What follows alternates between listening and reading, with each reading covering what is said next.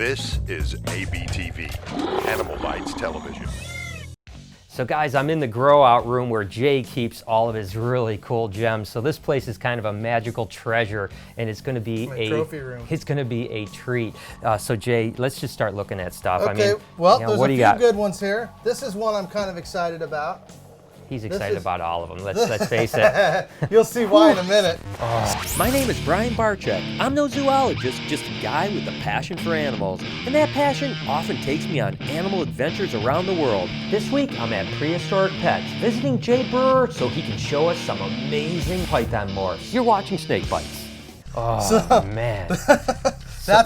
This is a new morph. It's the base morph is not new. It's a Mochino, which is a allylic type of albinism that fits on the other strain that's common, which is Clark strain. Right. And it makes a dark purple snake. And we got 2 layers of sunfire on there, which flares it up. And then on top of it, we got tiger. And the tiger gives it the real unique pattern. And, so it's a Mochino, double sunfire, tiger. Correct. So technically, if you really get technical, there's two lines of albinos. There's 2 genes there, 2 genes of sunfire and 1 gene of tiger. Wow, that's a lot. Yeah, that's amazing. Stacked up, nice. We're trying to catch up with you ball python guys. I think you guys have surpassed the ball python guys. Well, get ready. We're going to give every ball python guy out there a run for their money for genetics. That's a gorgeous snake. Okay, I just glanced into this one, and it looks to me like we got some fresh skin. Oh, it might not be all off, but this here's a beautiful snake. So what exactly do we have here? This is a super motley, which is 2 layers of motley and albino, and we believe it's a platinum also.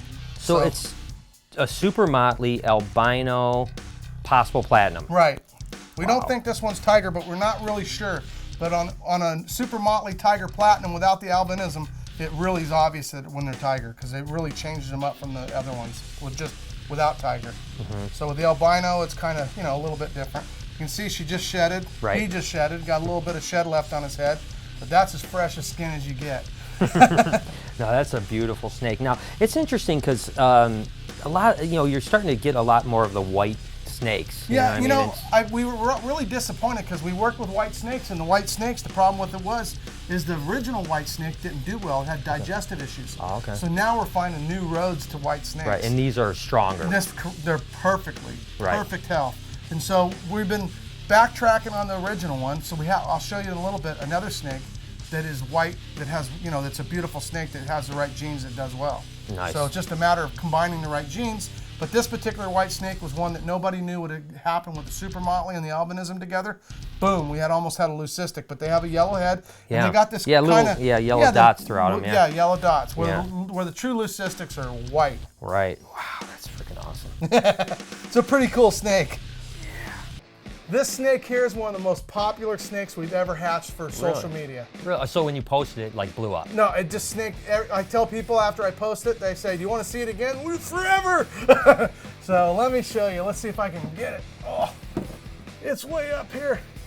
Oh yeah, I remember. I've seen that snake. I know what snake that is. Oh my God. And it's going into blue, but it's still, even in blue, it's still cool. That is great. And as a matter of fact, I remember when this hatched, when you had it as a baby, and I've seen it a handful of times. I mean, that is cool. It's going into blue. Now let me show you its sister real quick. Just stay right there.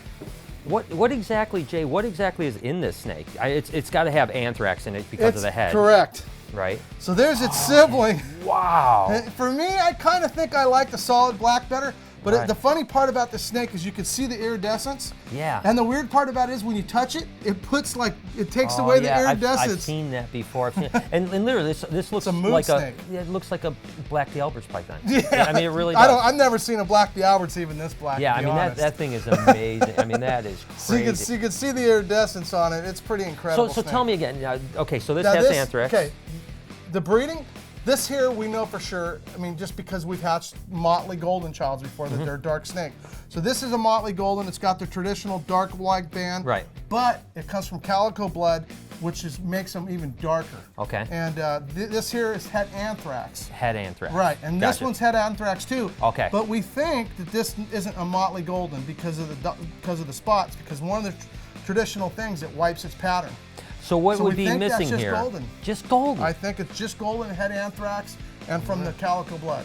Wow. So we call the calico blood because for a long story short, we just call it shatter because the calico brought this really, really shattery pattern to it. Right. And somehow I think that affects the pattern with snake.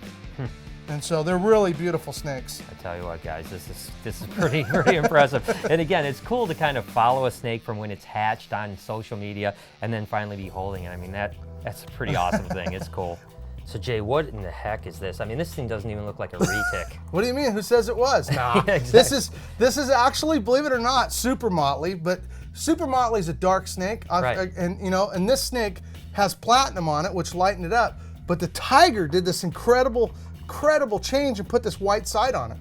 All right, so this is a super motley, and for you guys to know, motley is a co-dominant animal. When you breed it together, you basically get a solid, dark snake, which is beautiful. And this, you're saying this is tiger, super motley, platinum. And for some reason, the tiger pulls all the color off the belly and makes these white sides. And what goes better with silver than white? I mean, that is incredible. It's a really beautiful snake. It still has the traditional spots. You see, there's a V right there. It literally looks like, it almost looks like, take a look at this right here, guys. It almost looks like someone put like I don't know, like a yellow paint marker or something like that and just made a V on it. Well, my unofficial last name, which really is my official last name, is Vela. So right. I try to breed my mark onto each one. It's like the family crest is what he tries to put on his snakes.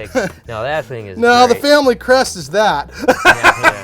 Yeah, I hear you. That's for sure. When these guys are hungry, unfortunately, food response, you'll see that when we're handling these, that you'll see most of them are very tame. Yeah. But when it comes to food response, that's one of the things that people need to learn about is food response. It's really a big deal because a snake is a simple machine. Yep. It can hunt with no arms, no legs. Yep. And you got to keep that in mind that what it's doing when it's laying in its cage is hunting. Yep. And so when you come in and you wake him up, he's really in a trance hunting. Yep. And so unfortunately, he can make a mistake at that moment. And that's why we need to be educated enough to use a snake hook, let them know that we're not food, and then here's what you end up with. Right. So, yeah. And literally, when we first opened this cage, its mouth was open, wanting to feed. I mean, it was all about it. And you can see as soon as it says, "Hey, you're not food anymore," thing becomes a puppy dog. on my big snakes, I used to tap on the glass and wave my hands like this. I really did. and I'm telling you, they responded to that like, okay, there's no white rabbit in those hands. And that's why most of his employees thinks he's nuts. What do you mean think? Ready for the opposite end of the scale? Absolutely. Oh my. This literally looks like a blizzard corn snake. You want to hear the funny part about it is? This is so opposite. The only thing we added to that other snake is golden child and sunfire, and it's albino. That's an albino, super motley, golden child, sunfire. And it made a totally white snake with red eyes. So, okay, so this is you said a super motley, golden child, sunfire tiger. No tiger. Albino. Yeah. So this is a super motley, so super two motley. layers of motley, Yep. 2 layers of albino. It's a Two sunfire. layers of albinos. Well, Back 2 up a layers. This is technically the same lineage. So this is white phase and white phase. second. Okay, got ya. So, but Understood. sometimes it's a purple phase and a white right, phase, gotcha. which makes a lavender. All right, so double motley, double albino, Right. white phase. And it's got golden child. It's got golden and child. it's got sunfire. The sunfire kind of erased the last remains of the remnants of things for the most part. So, I mean, this, again, the last snake we looked at is almost the exact same genetics. The black one. Right, the black one. That's what I'm saying.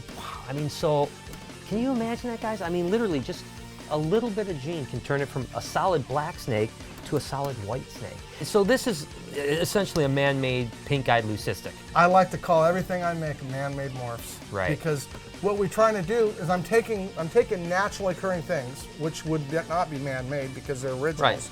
and then painting a picture of what I'm trying to get to. Right, And that's living one art. of the things that I have a lot of fun doing, and it's a man-made morph. And is this the only one, then? That's the only one on the planet Earth. Oh my gosh, wow, that's amazing, isn't it? They have one that's without sunfire, but it has a lot more yellow on it. Okay. There was one other one made. Could you imagine that? I mean, when this thing gets big, I mean, this is amazing. And again, the white snake, not with the original issues, this is a little bit different. So, wow, I mean, take a look at those eyes. Yeah, hollow eyes. Man, I tell you what, that is one gorgeous snake.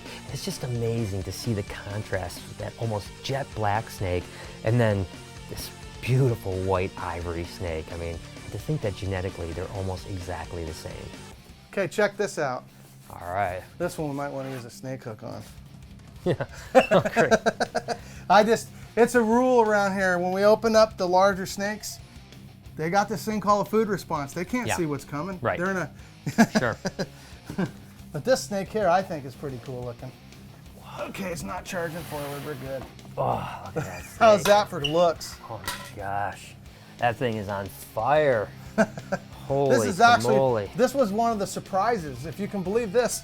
This came from an anthrax, and an anthrax, a black snake, gray snake. Right. Put platinum on it and tiger, and it like goes from being the darkest snake to like 40 shades different. So this is 50 an shades, I guess. anthrax platinum tiger. Correct. Holy I mean, cow. it like loses its anthrax like instantly. It just like, in most snakes, you kind of have to work toward a direction. You know how it works. Yeah. I mean, I'm talking the choir here. Yeah, and you know then what I mean? you just you stripping start away to layers. go a direction. You need a couple genes to lighten it up.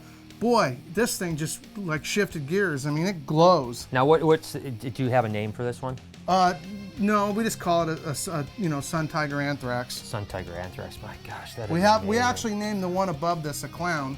Okay. And, yeah, the clown, because it reminds me of a clown ball That's python. it's funny you say that. That's exactly what I was thinking when I looked at it. When I show you the one, the super tiger, this you'll. Oh, so this is okay. So this is a tiger. You have a super tiger as well. Right. Let's take a look at that. Okay. Now, what do you think? Does that look like a clown? Yeah, that literally looks exactly like a clown ball python. I'm telling you, when I saw this snake, I thought, I'm naming it. It's clown. I was the first one to make them, and most people love the name. I think it's a perfect name. Like you said, it's got the same colors. It's got the lateral, striping. Yeah. What's the deal with this one around your neck? Funny enough is, here, hold that. This is actually a platinum of that. Now, don't ask me why it's so cool looking, because it doesn't.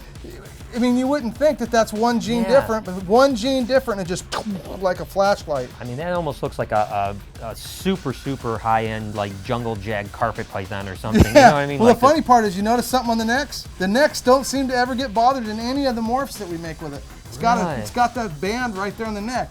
See, this one's the least, which is funny. It's the same, but a lot of them end up with that band on their neck. It's kind of a tradition. The other tradition is that eyeball.